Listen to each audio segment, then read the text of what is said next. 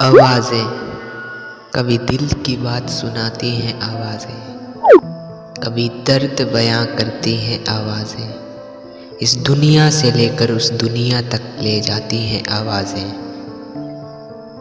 धड़कनें सांसें चाहे बंद हो जाएं, सदियों सदियों तक सिसकती हैं आवाज़ें। कभी इन कैद आवाज़ों की दुनिया में आकर देखिए, दीवार पर पड़े खून के छींटे धुंधले पड़ जाएंगे, हादसे खबर बन के धुआं हो जाएंगे, लेकिन वो आवाज़ें उन दीवारों की परत को खुरेद खुरेद के आपके कानों में पिघलते कांच की तरह उतर जाएंगे। मैं हूँ राहुल और ये है द मिसिंग स्ट्रीट।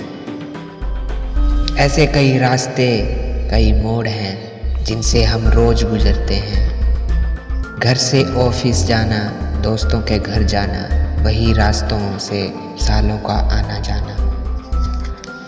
हम वहाँ से बस गुजर जाते हैं, पर कभी सोचा है कुछ लोग कुछ मंजिलें सदियों से कैद हैं।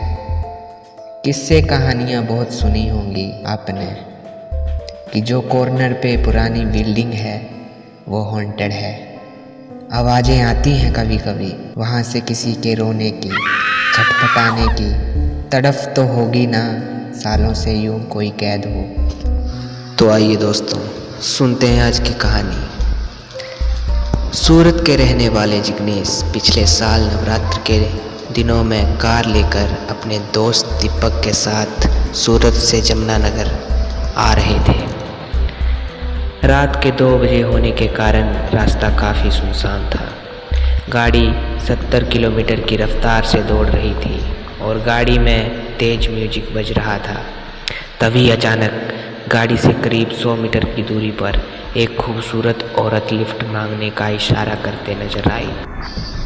जिग्नेश गाड़ी चला रहा था, जबकि दीपक उसके बगल में बैठा था।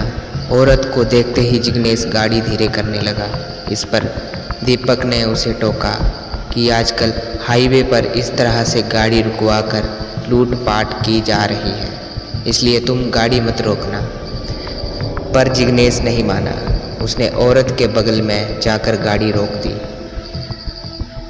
जिग्नेश ने पूछा, कहाँ जाना है आपको? औरत का जवाब आया, जामनगर। जिग्नेश ने पीछे वाली सीट पर उसे बैठा लिया। कुछ देर तक तो सब कुछ सामान्य रहा, पर अचानक ही पीछे से उस औरत के हंसने की आवाज़ आने लगी।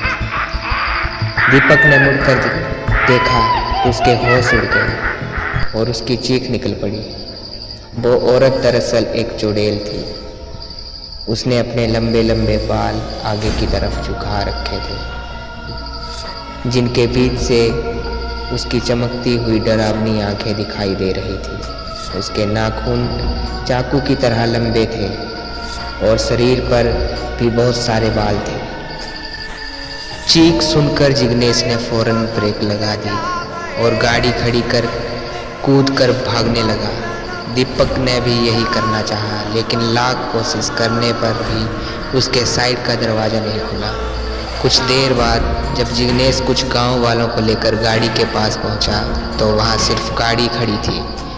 इस घटना के बाद दीपक का भी कोई पता नहीं चला।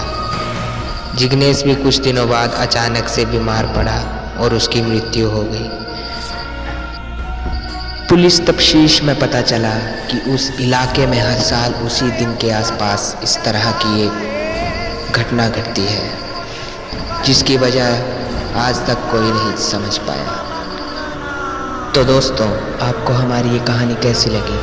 अगर अच्छी लगे तो like, share, comment and subscribe करें।